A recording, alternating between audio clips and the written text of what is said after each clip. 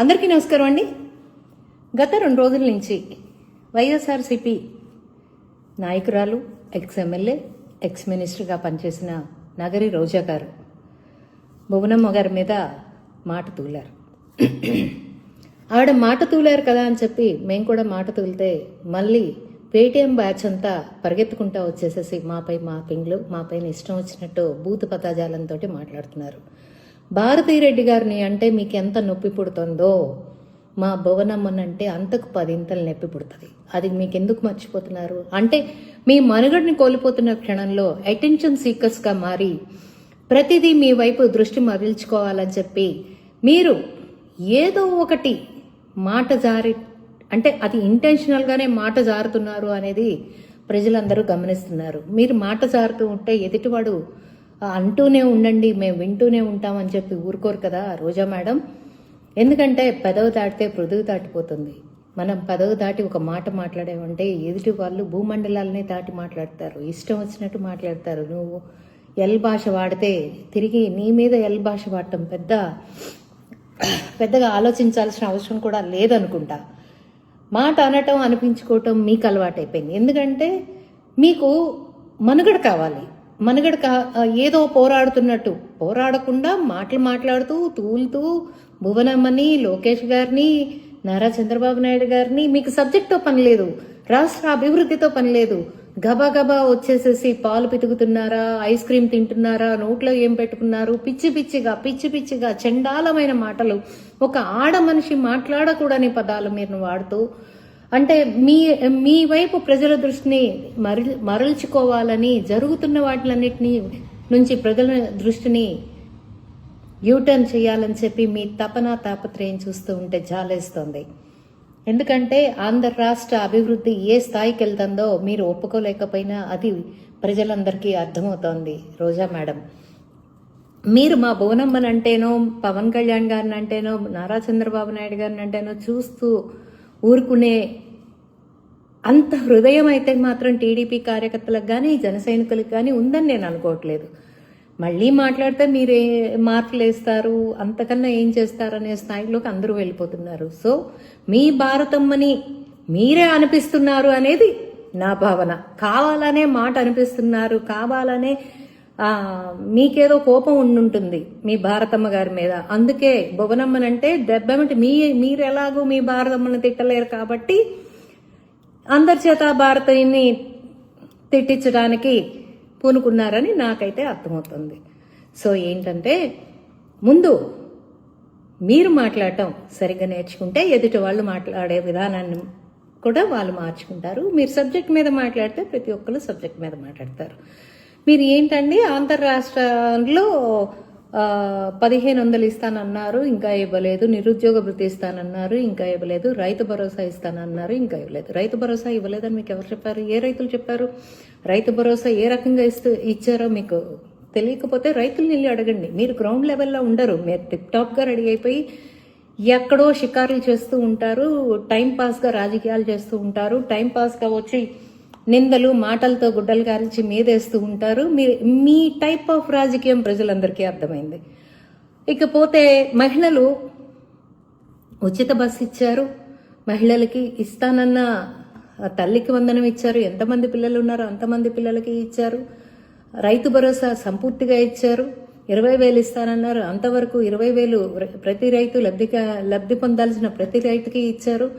ఇకపోతే మీరు ఏదో ఇవ్వలేదని మీరు భ్రమపడుతున్నారు. చూడండి, మీరు మీ మేనిఫెస్టోలో మీరిచ్చిన మద్యపాన నిషేధాలు కానివ్వండి, జాబ్ క్యాలెండర్లు కానివ్వండి, ఏవైతే నెరవేర్చలేదో ప్రజలందరూ కూడా ప్రశ్నించారు కాబట్టి మీకు 11 ఇచ్చారు అనేది మీకు అర్థమవుతుందో లేదో, మరి ఇంకా కూడా ఇంకేదో ప్రయత్నం చేస్తున్నారు కాబట్టి సరే మీ భ్రమలో మీరు ఉండండి. కానీ నేనేం చెప్తున్నాను అంటే ఆంధ్ర రాష్ట్ర ప్రతి మహిళ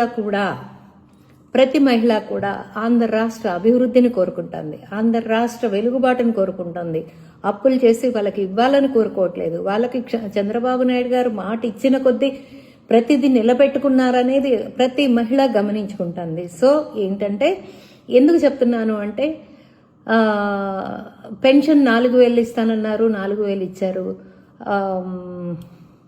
వికలాంగుల పెన్షన్ 6,000 ఇస్తానన్నారు, 6,000 ఇచ్చారు. 15,000 ఇస్తానన్న వాళ్ళకి 15,000 ఇచ్చారు. ఉచిత బస్సు ప్రయాణం ఇస్తానన్నారు, ఉచిత బస్సు ప్రయాణం ఇచ్చారు. రైతు భరోసా ఇస్తానన్నారు, రైతు భరోసాని ఇచ్చారు, కల్పించారు. వీటన్నిటితో పాటు విద్యార్థులు కూడా మీరు ఏదో అంటారున్నారు కదా, నిరుద్యోగ భృతి ఇస్తానన్నారు, ఇవ్వలేదని. ప్రతి నిరుద్యోగస్తుడు కూడా మాకు నిరుద్యోగ భృతి కాదు, మాకు జాబ్ క్యాలెండర్లు కావాలి, మాకు రాష్ట్ర అభివృద్ధి కావాలని కోరుకుంటున్న తరుణంలో డెఫినెట్గా అదే బాటలో నారా చంద్రబాబు నాయుడు గారు, లోకేష్ గారు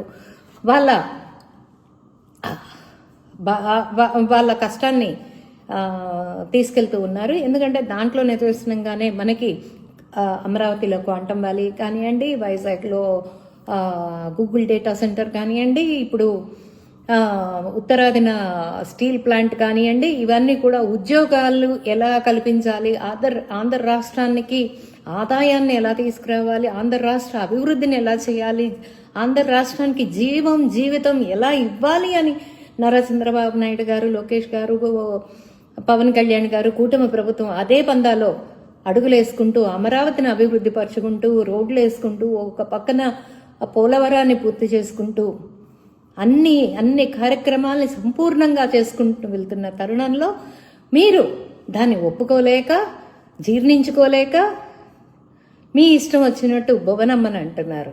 అక్కడ చెప్పిందండి భారతమ్మ గారు, ఏదో కోతికి కొబ్బరికాయ దొరికినట్టు భారతీరెడ్డి గారు ఒకరోజు ఒక సెట్టింగ్ వేసుకుని ఉగాది పండుగకు వచ్చారని చెప్పి మీరు చెప్తున్నారు. నిజంగా మీరు వెంకటేశ్వర స్వామిని పూజించే వాళ్ళైతే రోజా గారు మీ గుండె మీద చెయ్యేసుకు చెప్పండి, ఆవిడ మనస్ఫూర్తిగా అక్కడ పూజలో పాల్గొన్నారా?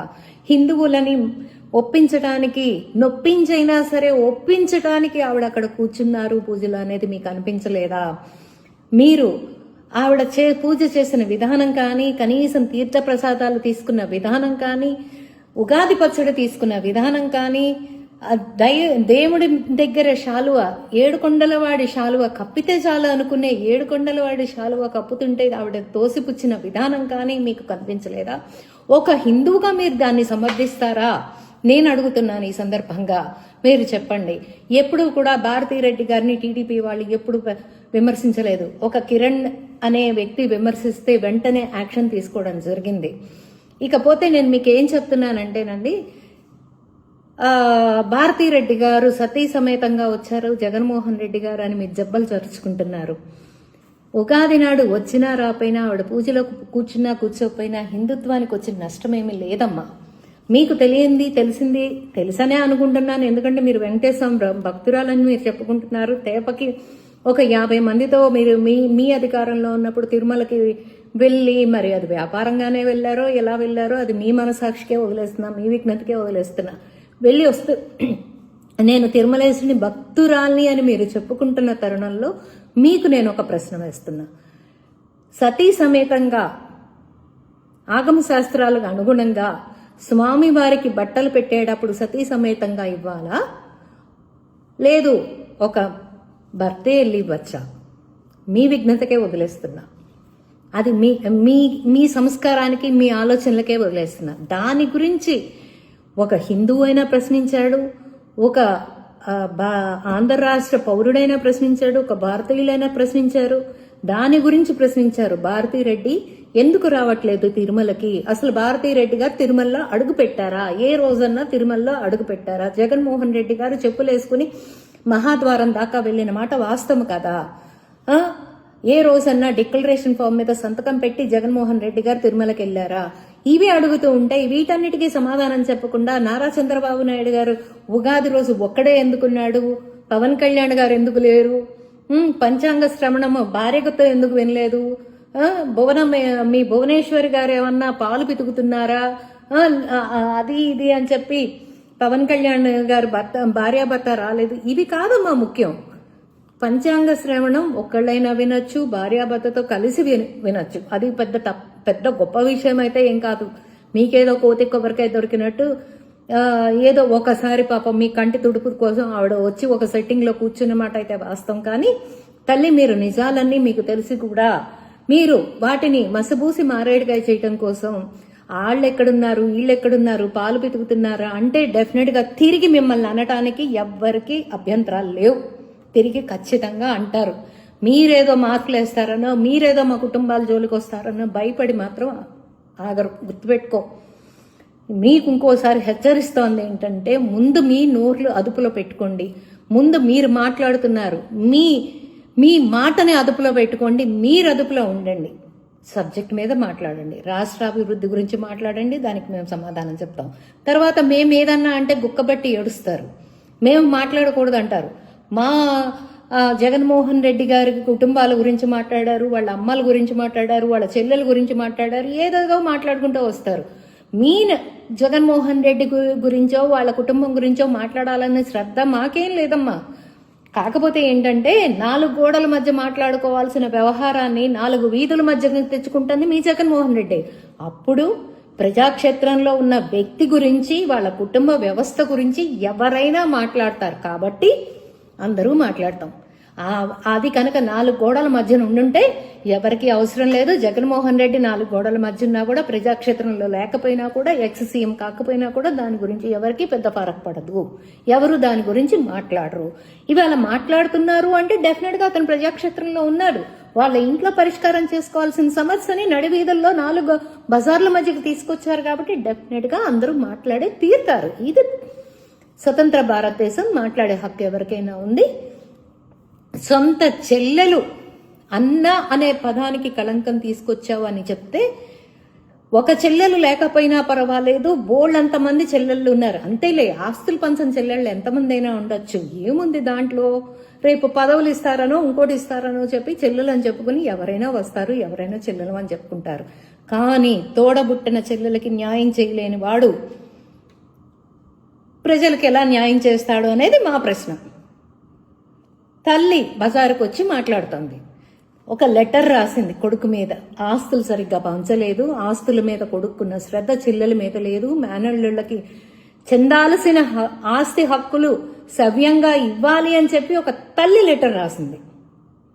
మీరేముంది, ఒక కొడుకు ఏదో తల్లి మీద చండాలమైన పదజాలాలు వాడుతూ వేశారా, మీరు వేయించవచ్చు. కానీ ఇక్కడ టీడీపీ చేయట్లా. ఇది ఒరిజినల్ గా మీ ఇంట్లో మీ బాగోతో 4 బజార్లు 4 కూడళ్ల మధ్యనకు వచ్చింది కాబట్టి ప్రతి ఒక్కళ్ళు మాట్లాడే పరిస్థితి వచ్చింది ఇక్కడ.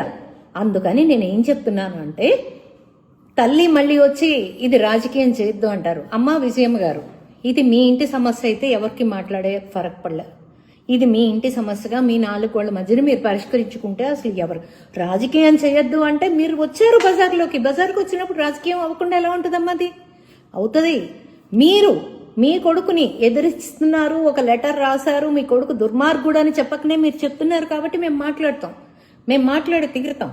ఇది మీ మధ్యన మీరు పరిష్కరించుకుంటే ఇది పెద్ద ఇదేమంది. అండ్ నేను ఇంకో రోజా గారికి నేను చెప్తున్నా, రోజా గారు మీరు మాట్లాడేది ఏది కూడా మీ అఫీషియల్ పేజీల్లో కూడా ఇట్లా. ఎందుకంటే బోరుగడ్డ అనిల్ మాట్లాడే విధానాన్ని అసలు అతను మా పార్టీకి సంబంధించిన వ్యక్తే కాదని చెప్పి చేతులు దులిపేసుకున్న వాళ్ళు ఎవరైనా ఉన్నారంటే అది వైఎస్ఆర్సీపీ పార్టీ. రేపు వాళ్ళకి ఏదన్నా ఒంటికి అంటుకుంటుంది అంటే రేపు మేము అఫీషియల్ పేజీల్లో వేయలేదు, ఇది అసలు ఆవిడ మా పార్టీకే సంబంధం లేదు, మేము ఎప్పుడో సస్పెండ్ చేసామని చెప్పినా కూడా ఆశ్చర్యపడక్కర్లేదమ్మా రోజా గారు. కాబట్టి నేనేం చెప్తున్నాను అంటే, మీ ఇంటి సమస్య అయితే మీ ఇంటి మధ్యన తేల్చుకోండి. అంతేగాని 4 కోడళ్ళ మధ్యకు వచ్చినాక ఎవరు మాట్లాడకూడదంటే, మీరు మీ పార్టీ ఆఫీసుల నుంచి మీ కుటుంబ ఆస్తుల గురించి ప్రెస్ మీట్లు మీరు పెడతారు, మీ తల్లిని గారిని అడిగిస్తారు, మేము మాట్లాడితే తప్పంటారు. ఇది ఎక్కడ న్యాయం నాకు అర్థం కావట్లేదు. బాబాయ్ హత్య అంతేలే, ఏముంది, బాబాయ్ హత్య గొడ్డలి అన్నీ జరిగినా కూడా అది గుండెపోటుగా మార్చిన ఘనత మీది. సాక్షులు తలకి ఒంటికి కుట్లేసుకున్న భారతిరెడ్డి గారు నాన్నగారు చనిపోయినా కూడా అతిగతి లేదు. సాక్షులందరూ నెమ్మదిగా ఒకళ్ళొకళ్ళు చనిపోతూ ఉన్నా కూడా అతిగతి లేదు. మీ రాజకీయం ఏంటో, మీరేంటో, మీ విధి విధానాలేంటో ప్రజలందరూ సూక్ష్మంగా నిక్షిప్తంగా అన్ని గమనిస్తూ ఉన్నారు.